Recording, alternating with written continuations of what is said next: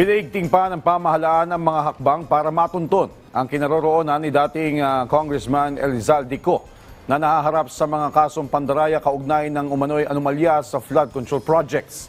Ang detalye mula kay Denise Osorio.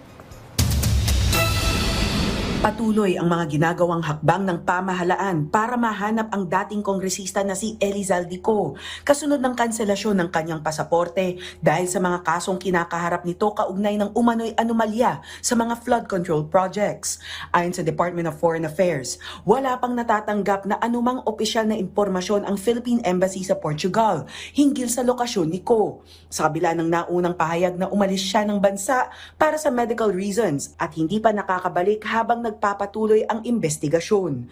Ipinaliwanag ng DFA na ang kanselasyon ng pasaporte ay isinama na sa alert system ng Interpol upang ma-monitor sa mga international border control.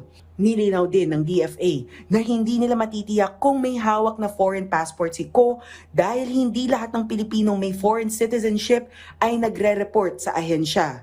Samantala, kinumpirma ng Department of the Interior and Local Government na nagsimula na itong makipag-ugnayan sa Portugal. Hinihiling naman ng National Bureau of Investigation sa Interpol na maglabas ng red notice laban kay Co matapos siyang ideklarang fugitive from justice ng Sandigan Bayan. Habang nagpapatuloy ang mga hakbang na ito, iminungkahi ni Senate President Pro Tempore Panfilo Lacson na i-consider ng pamahalaan ang paggamit ng United Nations Convention Against Corruption o UNCAC upang mas palakasin ang international cooperation sa paghahanap at pag-aresto kay Co.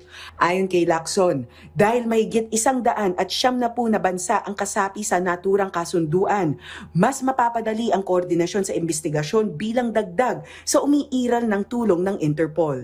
Denise Osorio, para sa Pambansang TV, sa Bagong Pilipinas.